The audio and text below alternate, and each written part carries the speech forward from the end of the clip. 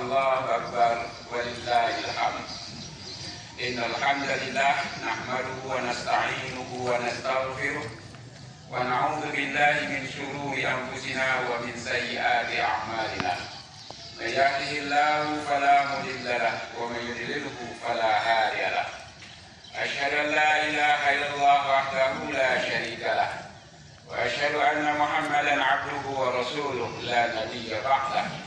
اللهم صل وسلم على نبينا محمد وعلى آله وأصحابه ومن تبعهم بإحسان إلى يوم الدين. أما بعد فيا أيها المصلون أوصيكم وإياي نفسي بتقوى الله لعلنا من المفلحين. يقول الله سبحانه وتعالى في كتابه الكريم: أعوذ بالله من الشيطان الرجيم. بسم الله الرحمن الرحيم. ألم يأن للذين آمنوا أن تخشع قلوبهم لذكر الله وما نزل من الحق ولا يكونوا كالذين أوتوا الكتاب من قبل وطال عليهم الأمل فقست قلوبهم وكثير منهم فاسقون. Sadaqallahul adzim. Bapak-bapak, ibu-ibu, saudara-saudara, anak-anak jamaah salat Id yang berbahagia, alhamdulillah di pagi hari yang cerah ini kita dapat menunaikan ibadah kepada Allah Subhanahu wa taala sebagai rasa syukur kita bahwa kita sebulan penuh telah melakukan latihan-latihan kerohanian, latihan-latihan fisik, latihan-latihan hati yang terutama. Bapak dan saudara-saudara sekalian, ayat yang kita baca tadi diturunkan oleh Allah Subhanahu wa taala 13 tahun setelah ayat pertama diturunkan. 13 tahun itu adalah masa terakhir Nabi di kota Mekah dan di awal masa Madinah. Ayat itu kalau kita terjemahkan ke dalam bahasa Indonesia, Allah mengatakan, Alam ya'ni lilladzina amanu, belum datangkah masanya bagi orang yang beriman, antakhsha'a qulubuhum, untuk khusyuk hatinya mengingat Allah dan khusyuk hatinya ketika menghadapi Al-Quran.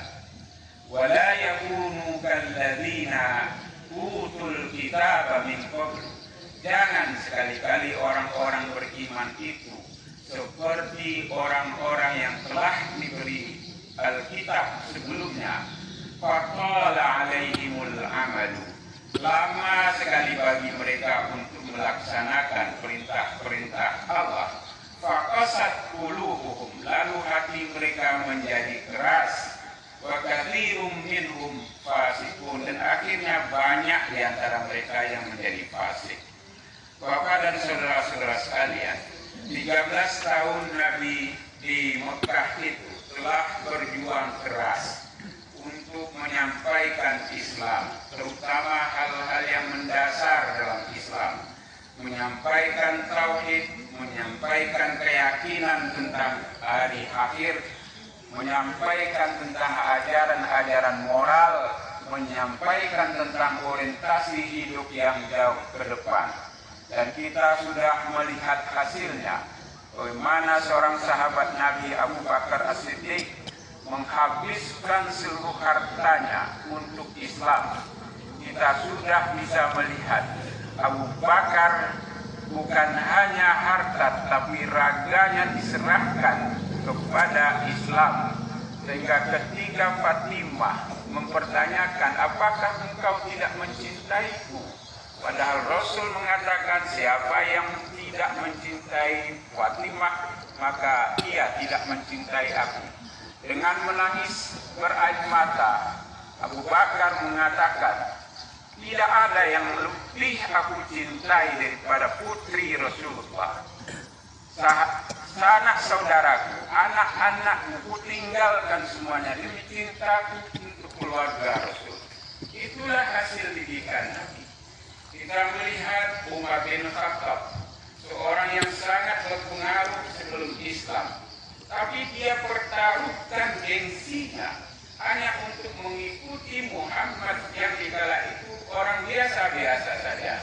Dia pertaruhkan kebesaran dirinya di mata orang Quraisy, gengsinya dia pertaruhkan untuk Islam. Dikala Utsman bin Affan, seluruh hartanya dia serahkan untuk Islam. Demikian pula Ali bin Abi Thalib, dia habiskan masa hidupnya untuk kemiskinan, untuk kesederhanaan. Itulah didikan Rasul. Tetapi mengapa seolah-olah Allah masih menyaksikan keimanan mereka, kekuatan mereka? Alam yakni lilladzina amanu, belum datangkah masanya bagi kalian wahai Abu Bakar, wahai Umar, untuk khusyuk hatinya kepada Allah?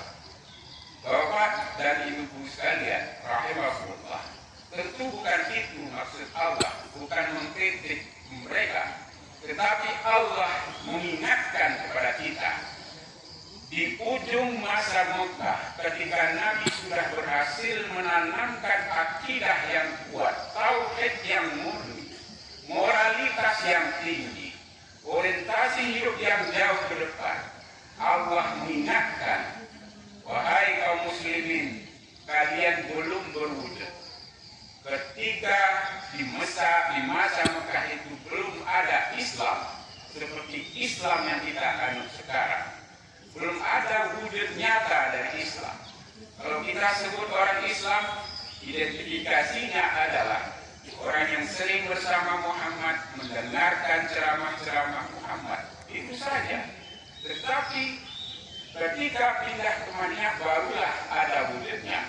Di akhir masa Mekah itu belum ada orang yang salat, karena memang perintah salat belum ada. Belum ada orang yang puasa Ramadan, karena puasa Ramadan memang belum diturunkan oleh Allah. Haji ada, tetapi haji itu adalah menurut tradisi Arab saat itu. Belum ada larangan makan babi, belum ada larangan minuman keras, belum ada larangan untuk makan riba, belum ada. Nah, Allah ingin mengingatkan 10 tahun yang akan datang kalian akan memiliki bangunan Islam, tetapi bangunan itu haruslah punya dasar yang kokoh. Dasar yang kokoh itu adalah hatinya khusyuk kepada Allah, khusyuk kepada Al-Quran. Apakah hati khusyuk itu? Para mufassir mengatakan khusyuk itu artinya al-khudu. Al-khudu itu artinya tunduk. Buya Hamka menyebut khusyuk di situ artinya adalah rendah hati. Jadi Bapak-bapak dan saudara-saudara sekalian, jamaah salat Id yang mudah-mudahan dimuliakan oleh Allah, khusyuk kepada Allah, khusyuk kepada Al-Quran, bukan berarti kita lupa segala-galanya. Seperti orang mengatakan sholatnya khusyuk, dia sudah tidak ingat apa-apa lagi ketika dia sudah takbiratul ihram. Tidak, itu bukan khusyuk. Nabi ketika sholat, dia menggendong anaknya yang bernama Abdullah. Ketika Hasan dan Husain naik punggung beliau ketika sujud, Nabi lamakan sujudnya. Artinya Nabi masih berpikir tentang alam sekitar. Tetapi siapa yang mengatakan Nabi tidak khusyuk? Maka khusyuk di sini tepatlah kata Buya Hamka, artinya adalah rendah hati. Maka ayat ini ingin mengingatkan kepada kita, hai orang-orang yang beriman, belum datangkah masanya bagi kamu hatimu rendah hati, kamu berendah hati ketika menghadapi Allah, ketika menghadapi Al-Quran. Banyak orang yang tinggi hati menghadapi Allah.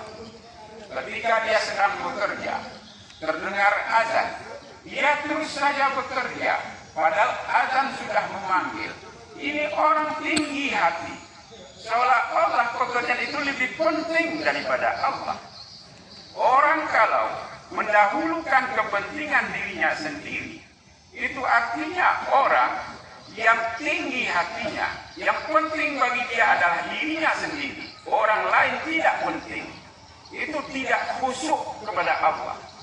Khusyuk kepada Allah itu kita kita penuhi segala apa yang diinginkan oleh Allah tanpa pertimbangan. Maka Bapak dan Ibu-ibu sekalian, ayat itu mengajak kita, mari kita perkuat hati kita khusyukkan hati kita. Sebab pengalaman sebelumnya, orang-orang ahlul kitab diturunkan oleh Allah kitab kepada mereka, lalu mereka tidak mau segera melaksanakan apa yang dikatakan oleh Alkitab mereka. Nanti sajalah. Ada larangan begini, ya sekarang kita laksanakan sedikit saja. Nanti. Fatala alaihimul amad, sampai berlalu masa yang begitu panjang. Mereka tidak pernah melaksanakan dengan sungguh-sungguh Alkitab itu. Ujungnya adalah faqasat qulubuhum, maka hati mereka menjadi keras. Maka kita khawatir kalau kita terus-menerus menunda-nunda perintah Allah, menunda-nunda ajaran Al-Quran, kita akan menganggap menunda itu adalah sesuatu yang benar. Qasat qulubuna, maka hati kita menjadi keras. Perhatikanlah orang-orang.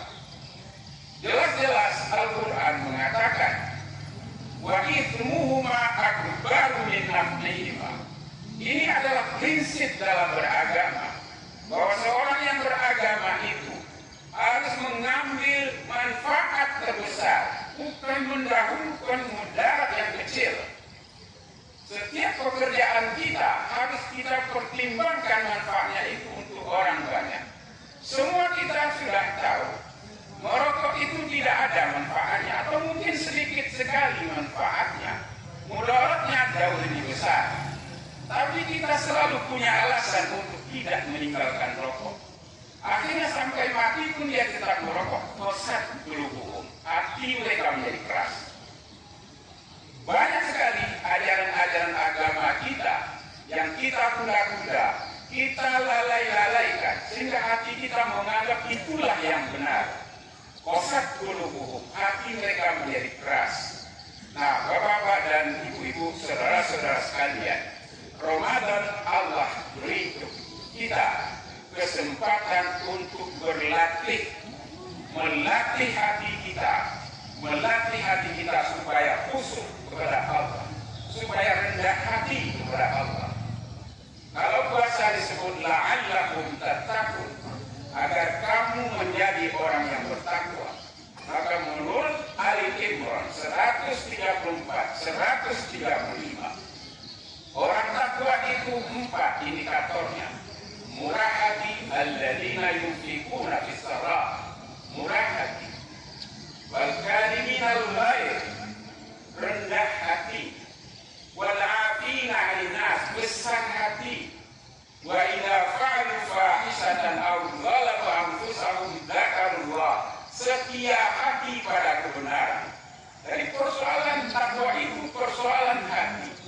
Maka ketika Allah mengatakan alladzina yunfiquna fis sarra wa dharra, mereka tetap memberi baik dalam keadaan susah maupun dalam keadaan lapang. Itu artinya kita memberi tanpa pertimbangan. Kita beri saja. Contoh yang paling baik sudah diberikan oleh Ali bin Abi Thalib. Suatu saat Ali bin Abi Thalib, istrinya Fatimah sakit, lemah badannya. Ali menawarkan, "Wahai Dinda Fatimah, apakah yang kau inginkan sekarang?" Kata Fatimah, "Aku menginginkan buah delima." Pergilah Ali mencari buah delima. Dicari ke semak-semak, dicari ke kebun-kebun, tidak ketemu. Akhirnya di pasar dia temukan buah delima. Ketika akan dia beli, dia nggak punya uang. Dia balik pulang. Fatimah bertanya, "Mana buah delima?" "Ada di pasar, tapi aku tidak punya uang untuk membelinya." "Kau bawalah kainku itu, kau jual kainku itu, belikan buah delima." Bapak-bapak dan saudara-saudara sekalian, keluarga Rasul hidup miskin, keluarga Rasul hidup miskin, meskipun Rasul itu